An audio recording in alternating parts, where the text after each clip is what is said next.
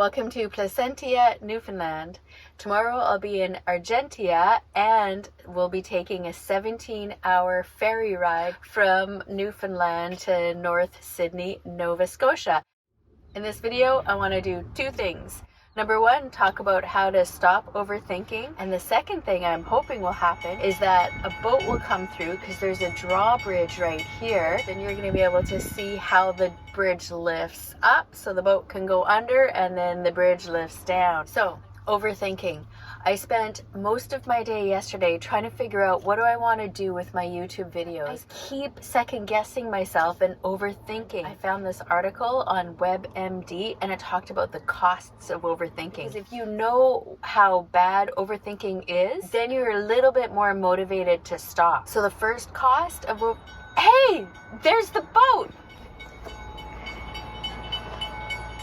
Okay, there's the boat coming through. Bridge isn't drawing up yet, but it will soon. In the meantime, look it, I found a couple of crabs.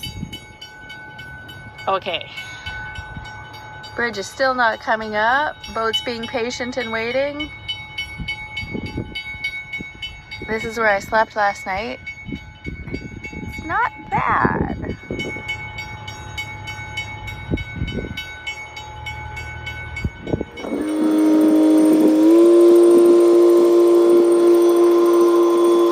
The bridge just comes down really slowly. Okay, back to the overthinking. The first cost is that it's a huge waste of time.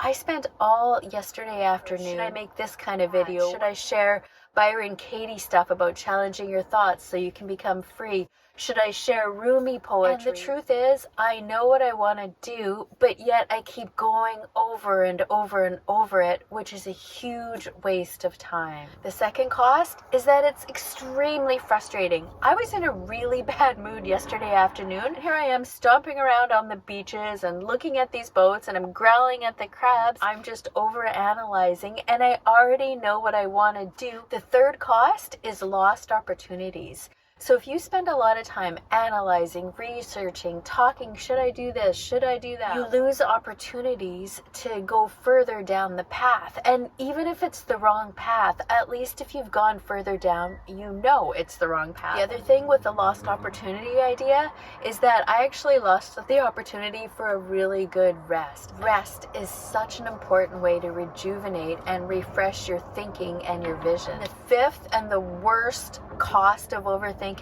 is that it causes paralysis, anxiety, not just the frustration, but self-doubt, loss of self-confidence. It is a huge esteem crusher and it'll just kill your soul. We have to learn how to stop overthinking and start just following that inner voice and going forward. The first thing is just to notice when you're doing it. Just take a breath, take a moment to realize, okay, I'm overthinking this. Not to beat yourself up. Beating yourself up tightens your thinking.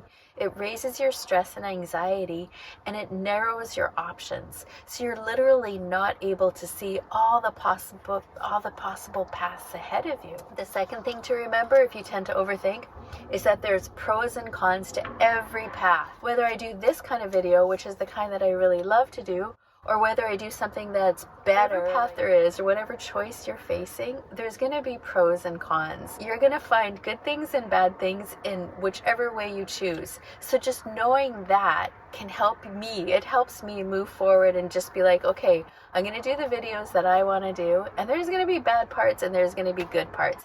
There might be parts I regret, and there's going to be parts that I am so grateful that happened.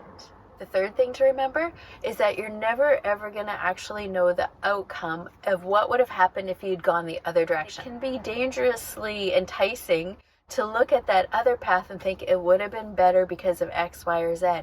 But the truth is, you have no idea. It could have been much, much worse. The fourth thing to remember is there's no wrong path for you.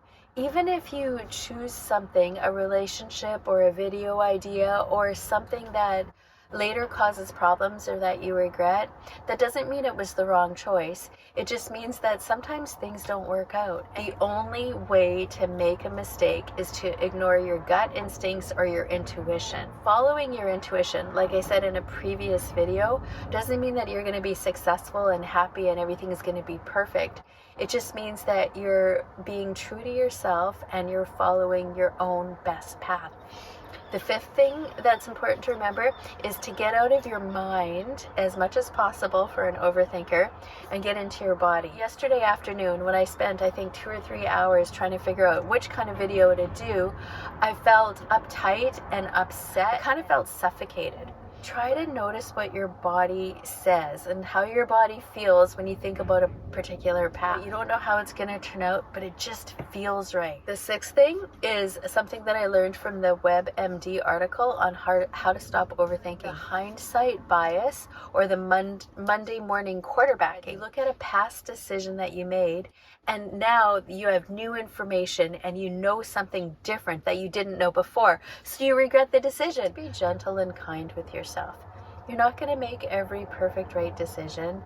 It's never going to be exactly the way you want it. And that leads me to my seventh and final encouragement on how to stop overthinking. There's always going to be uncertainty. You're always going to wonder, is this the right choice or not? Actually, maybe that's not true. Maybe you know. Like with this video, I know that it's the right choice for me to be sitting here in Placentia, talking about overthinking, waiting for the boats to go by. There is a certainty in knowing that I'm following the path that I'm meant to follow. No matter what choice you make or what path you choose to follow, you're never going to know for sure how it's going to turn out.